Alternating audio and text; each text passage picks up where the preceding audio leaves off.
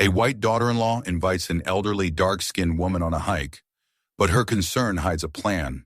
A tracker in a jacket, women disappearing, and one of them realizes everything too late. A story of trust, betrayal, and survival in the mountains. They didn't know she would make it out alive. Subscribe if stories like this move you. Write in the comments. What city are you from? Loretta Brown stood in the narrow hallway of her modest home in Raleigh, North Carolina, staring at the hiking boots in her hands as if they were relics from another life. She had once been an active woman, proud of her long walks and weekend strolls, but the years had taken their toll, not just on her knees and back, but on something deeper, her sense of connection, her place in the world. Since the passing of her husband and the slow but certain drifting of her only son Jason into his own universe, she had become background noise in the household, a soft presence in the corner of family photos. A woman remembered mostly for sweet potato pies and quiet sighs, but that morning something shifted. Sarah, Jason's wife, had arrived unannounced with a warmth that seemed almost foreign to her usual composed demeanor. The younger woman, white, elegant, and always a touch reserved, stepped over the threshold with a backpack in hand and an unexpected smile. "I was thinking we could get some fresh air," she said. "You've been cooped up in here too long, Mom." Loretta had blinked at the word. Mom. She couldn't recall the last time Sarah had used it with such ease. Her daughter-in-law's tone had always hovered on the polite edge of cold, respectful, distant, efficient. But now Sarah offered her new hiking boots in a box wrapped with a bow, and even a matching jacket, soft green and padded for the late spring chill. Something inside Loretta stirred, something fragile and hungry for affection. She tried to suppress it, to remind herself not to expect too much. But when Sarah gently helped her tie the laces and adjusted the jacket around her shoulders, that resolve melted. The gesture, however small, felt like sunlight reaching a frozen patch of soul. As they drove out of the city and into the wooded outskirts of the Blue Ridge foothills, the conversation flowed with an unfamiliar ease.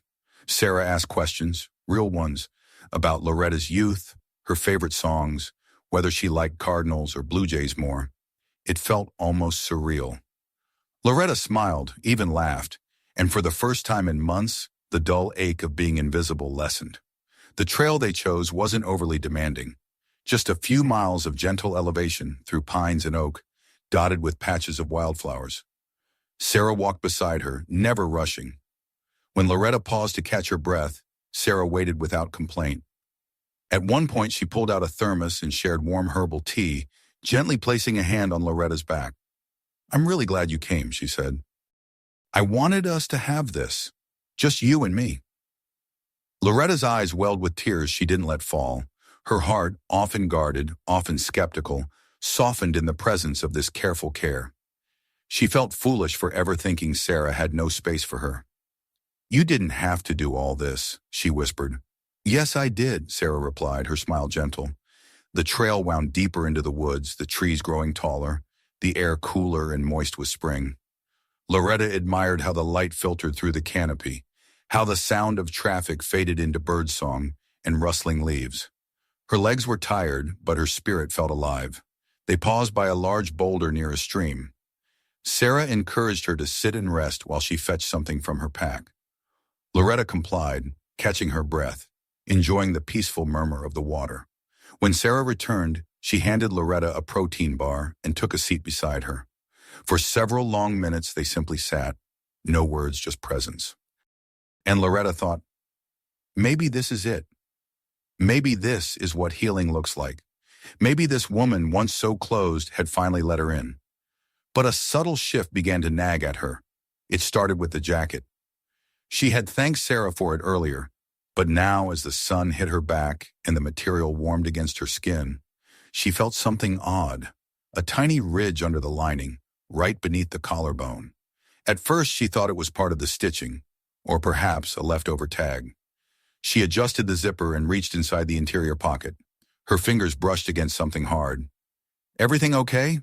Sarah asked, sipping from the thermos again, her voice casual. Loretta smiled quickly and withdrew her hand. "Yes, just warm," she said. "This jacket's nice and cozy." Good, Sarah replied. It suits you. Loretta returned her gaze to the trees, but her mind now buzzed with questions. Something clicked in the way Sarah had watched her earlier, the brief glance when she had touched the collar. It wasn't affection, it was calculation. Still, she said nothing. She smiled and sipped more tea. She listened to the water, to the birds, and quietly her fingers slid back into the pocket when Sarah looked away. This time she gripped the object and pulled it free. It was small, smooth and metallic, no larger than a bottle cap.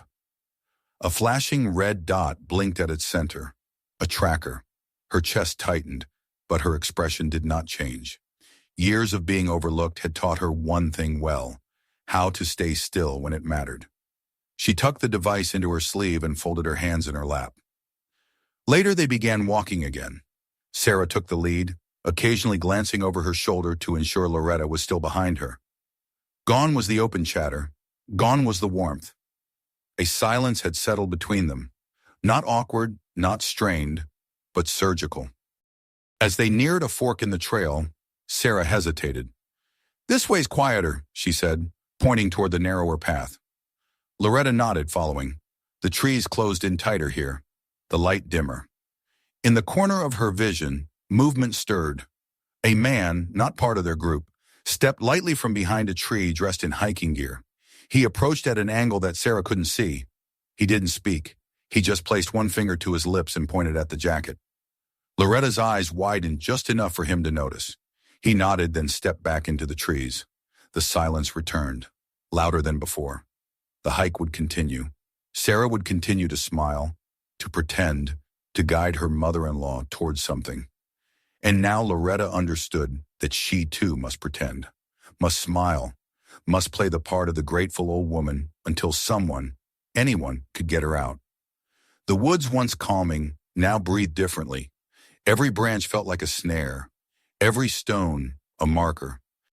But Loretta walked on, because now she knew, and because knowing was the only power she had left. The trees seemed denser now, as if they leaned in to listen. Loretta Brown followed Sarah down the narrower path, her every step echoing in her mind like a drumbeat of caution. The terrain had changed subtly but unmistakably. No longer the manicured trail dotted with signs and fellow hikers. Here the ground was uneven, marked by roots and loose stones, and the underbrush grew thick with thorny branches that tugged at her pants. The air had shifted too. Cooler, yes, but heavier, as if the forest itself were holding its breath. Sarah walked a few steps ahead, her posture easy, relaxed. She occasionally turned her head to offer a reassuring smile or point out a fern or mossy log, but there was a precision to her movements now. Too controlled, too conscious. The woman who had laughed over herbal tea an hour ago had been replaced by someone Loretta no longer recognized. Or perhaps she finally saw her clearly. Loretta's hand brushed against her jacket sleeve where the tracker lay hidden. The smooth metal edge pressed against her wrist, grounding her thoughts. That silent man, the one who had signaled her in the woods, haunted her. Was he friend? Foe? How long had he been following? And more importantly, had Sarah seen him too? They reached a clearing framed by tall firs, and Sarah paused, scanning the tree line as if expecting someone. Then, almost too casually, she dropped her backpack on a flat rock and gestured for Loretta to sit. "Let's rest for a bit," she said. "You've done great." Loretta sat slowly, feigning fatigue, though her knees trembled not from the hike but from everything she now suspected. Sarah crouched by the pack, pretending to rummage through its contents. She pulled out a bottle of water and handed it over with that same disarming smile. But behind her eyes something flickered. Calculation, tension, or perhaps the awareness that her carefully woven act was wearing thin. "You always liked the quiet," Sarah said, unscrewing the cap of her own bottle. "Jason told me how you used to take walks after dinner, even when he was little. Said you never liked staying still too long." Loretta took a sip and nodded. "Stillness makes you hear too much." Sarah laughed softly. "You always have a way with words." Silence followed. The birdsong had dulled, replaced by the far-off crack of twigs. Loretta turned her head subtly toward the sound, but Sarah didn't react. Maybe she didn't hear it. maybe she didn't care. Or maybe it was exactly what she was waiting for. A chill crept along Loretta's spine. Her instincts whispered of danger, of being too far in to walk back alone, of trust being nothing more than a blade sharpened behind your back. Sarah rose to her feet. There's a scenic overlook just ahead. You'll love it. The kind of view you never forget. Loretta stood as well, steadying herself against a tree trunk. Her voice came out even. I think I'll stay here a bit longer. These knees need more rest than they used to. Sarah paused. Her smile didn't falter, but her eyes narrowed just a bit. You sure? It's really not far. Maybe 5 minutes. I'm sure, Loretta said, sitting again. Go ahead, I'll catch up. There was a beat of silence. A test. Then Sarah nodded. Okay, I'll go take a look. Yell if you need me. As Sarah disappeared into the woods, Loretta's gaze darted toward the opposite direction. She waited, ears attuned to every crunch and chirp, until the sound of Sarah's footsteps faded completely. Then she stood. She moved quickly but cautiously, retracing the trail in the opposite direction, the tracker still hidden in her jacket. Her mind raced. She needed to find that man, the one who had motioned to her. He had known something. Maybe he had answers. Maybe he had help. 10 minutes passed with no sign of him, just trees, silence, and the growing sense of being hunted. And then she heard it again. Footsteps, 2 sets, soft, deliberate, circling. She froze, ducked low behind a fallen tree, and held her breath. The voices that followed were faint, but they carried enough. She still has it? Yes, I checked the pocket. A man and a woman. Neither voice was Sarah's. Loretta's pulse pounded. She pressed herself tighter into the bark, heart thudding like a war drum. The conversation faded as the voices moved on. She waited. 1 minute, 2, then she crept forward. Eventually the trees parted again, revealing a dilapidated cabin nestled against the slope of the hill. It looked abandoned. Moss-covered roof, one shutter hanging loose.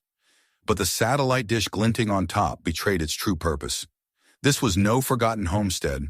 It was operational. She crouched, hidden behind a rock, and watched. 2 men stepped out from the side, one with a tablet in his hands, the other talking into a headset. Not tourists, not rangers. Their movements were coordinated, professional. Sarah returned moments later, her expression tight.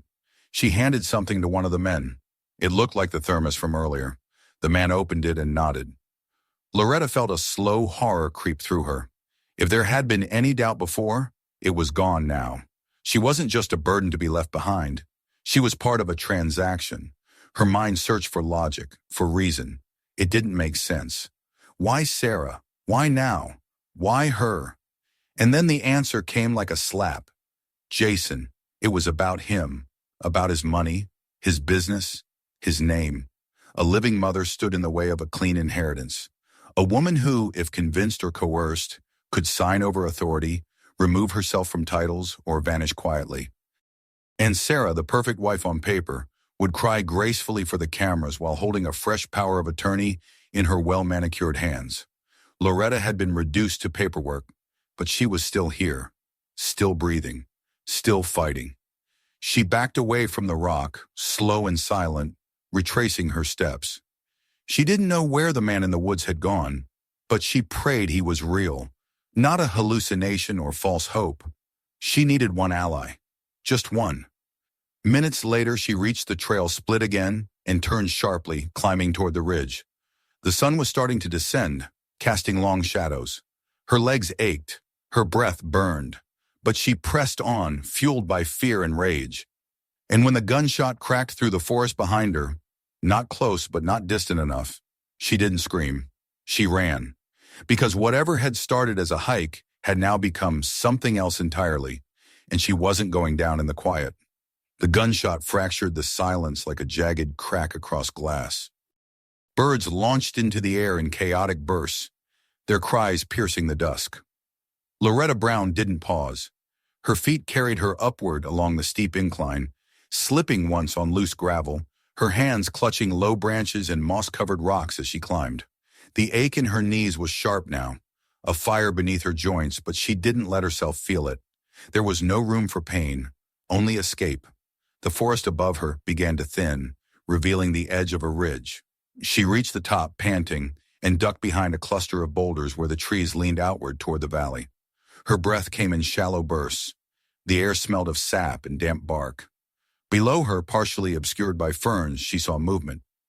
Sarah was walking fast, almost jogging now, talking to one of the men, the one with the headset. Another man moved with them, armed, scanning the trees as if expecting resistance. Loretta shrank lower behind the rock. They weren't just searching, they were hunting. She closed her eyes for a moment and tried to remember the tracker in her sleeve. With trembling fingers, she pulled it free, stared at its blinking red light, and whispered a silent plea that someone, whoever had planted it, was paying attention. She didn't know if he was law enforcement, an agent, or just someone who had gotten in too deep and tried to help. But if he was watching, now was the time. Voices rose again, closer now. "She couldn't have gone far," one of them said. "There's no way she made it to the ridge." Sarah's voice followed, colder than before. "Then check the west side. She won't last much longer in this terrain."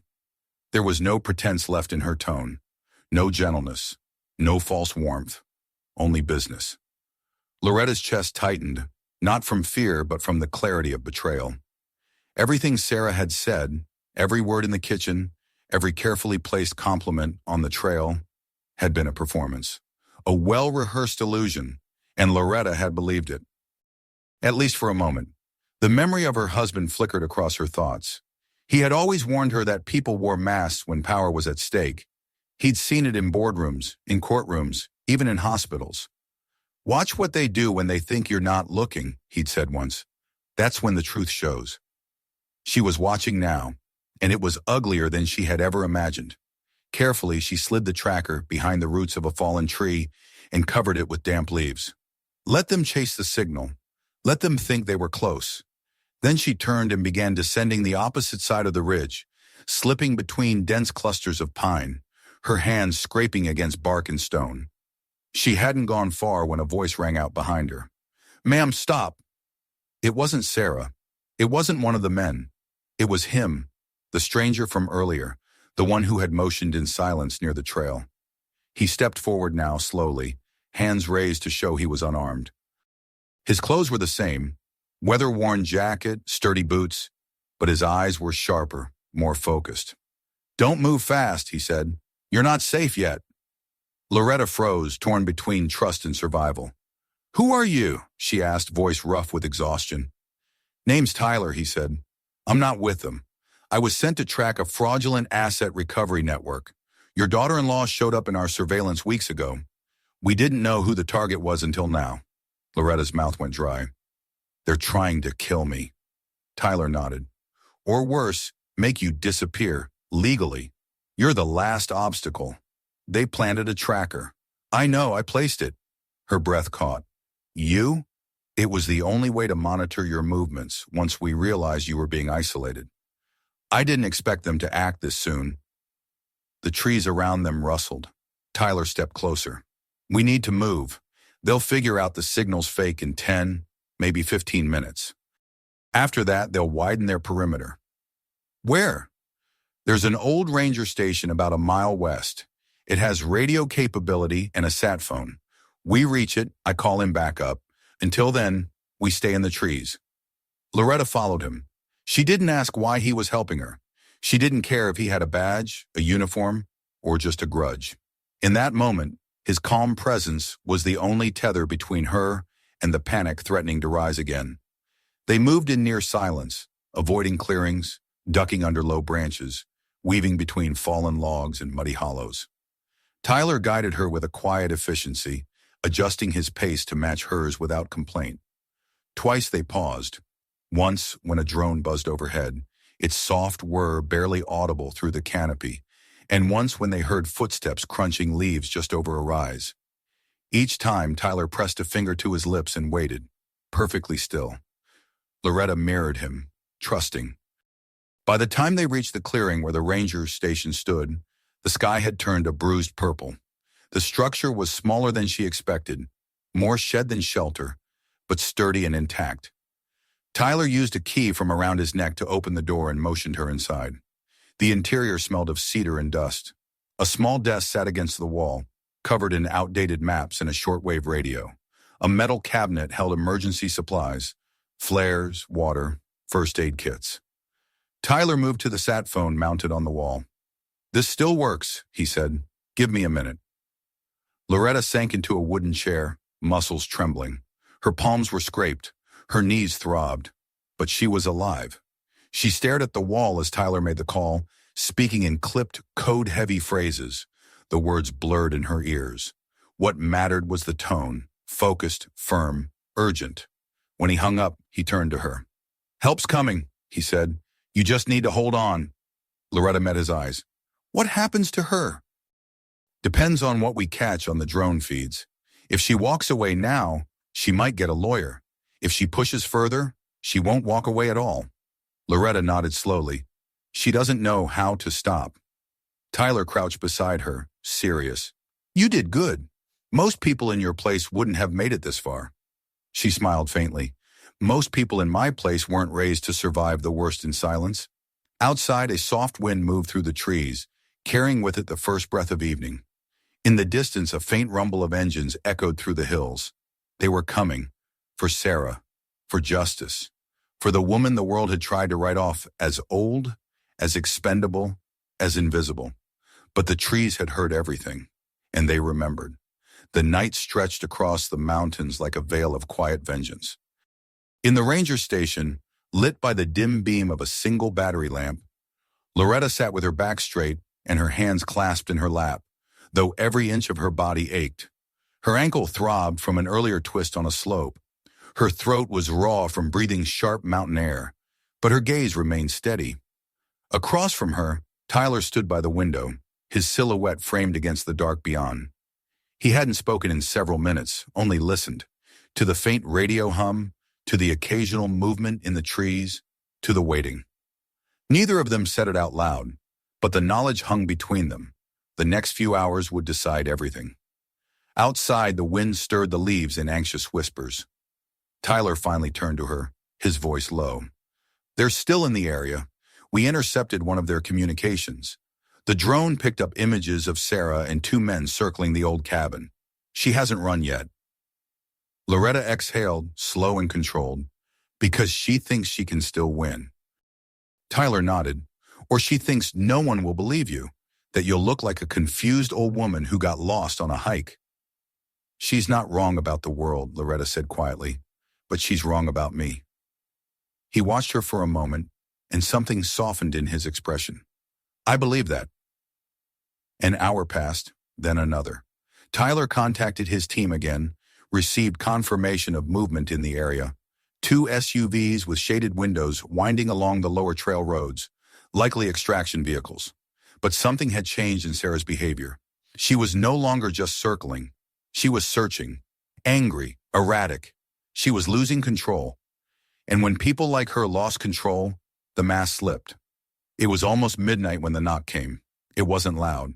A single, deliberate tap on the wooden door of the ranger station. Loretta and Tyler exchanged a glance. He motioned for her to move behind the desk, where a crate could offer partial cover, then crossed to the door with silent steps. He looked through the narrow crack of the boarded-up window and stiffened. "It's her," he whispered. "She came alone." Loretta didn't move. "Let her in." "Ma'am, she's not armed. She wants something." Tyler hesitated, then opened the door with a slow creak. Sarah stepped inside, her hair damp with sweat, boots muddy, face flushed. Her once pristine blouse was rumpled, jacket torn at the sleeve. And in her eyes, no shock, no fear, only fury. "Well," she said, her voice flat, "I see you've made some interesting friends, Loretta." Loretta stood slowly, revealing herself. "Funny, I was going to say the same to you." Sarah's gaze flicked to Tyler. "I don't know who you are or what jurisdiction you think you have, but this is a private family matter."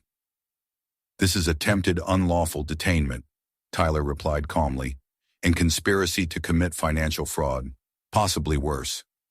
Sarah let out a small, cold laugh. "You really think anyone's going to buy that?" She wandered off. "Got confused. Maybe she even said something unkind to me earlier. But everyone knows how kind I've been. I've taken care of her since Jason died. I brought her here to rest, to get away. To disappear, Loretta cut in, so you could finish cleaning up the estate. Sarah's expression twitched for the first time. You were going to sell the company, Loretta continued. Change the board, forge the succession documents. You needed me out of the way. Permanently or legally, didn't matter which. Sarah's jaw clenched. You have no proof. I have the thermos you drugged, the tracker you didn't find, the drone footage of you handing off documents at the cabin. You should have checked the sky, Sarah. Tyler stepped forward. You should sit down. This doesn't have to get worse. For a moment, something flickered behind Sarah's mask. Not remorse, but calculation. She glanced toward the dark forest outside, gauging her odds. Then slowly she sat. Her voice dropped. You always wanted to see me as the villain, she said to Loretta. But Jason didn't tell you everything. You think he built that company alone? You think he didn't use my family's money? My father's lawyers? You were always so proud. The poor widow, the church-going mother. But you never saw the dirt under your own nails. Loretta didn't flinch. I saw enough, and I buried my son with dignity. That's more than you were willing to give him. Silence settled. When headlights flared between the trees an hour later and agents emerged from the vehicles with radios and firearms, Sarah stood without resistance. She didn't protest when they placed her in cuffs, didn't cry. Her expression remained perfectly composed, like a woman posing for a magazine cover. But as she passed Loretta, escorted through the doorway, she leaned in close. You'll die alone in a room like this. Loretta turned toward her without blinking. But not tonight. She watched the vehicles drive away, the trees swallowing them into darkness. Tyler stood beside her, quiet. What happens now? She asked. We escort you home. Take your statement. Begin proceedings. She'll be indicted. Others too. Loretta nodded. Then after a pause, she said, No one will believe this story. Tyler gave a small smile. They will, because we heard it, we saw it, and we're not done. The next day, national headlines carried the story. Wealthy widow nearly victim of estate fraud. Daughter-in-law in custody. Photos of Sarah in handcuffs, stock images of mountain trails, and quotes from federal officials filled the screens. Loretta didn't speak to the press. She didn't need to. Her silence was louder than their questions. Weeks later, in the quiet of her restored home, she stood by the window with a cup of tea in hand, watching the sun rise over the backyard where Jason once played. She thought of what was lost and what was saved. She thought of names, of signatures, of people who used smiles as currency. And then she thought of the moment in the woods when a man had nodded to her, when the leaves had rustled in warning, when instinct had whispered, Run. She had listened. She had survived. She had not disappeared. Because some women, no matter how old, how underestimated, how forgotten, were made of more than history. They were made of truth. And truth, once it breaks the silence, cannot be unremembered. If this story moved you, don't forget to subscribe for more powerful true life dramas. Watch the next video to discover another story that needs to be heard. And please, share this video so others can be warned and inspired.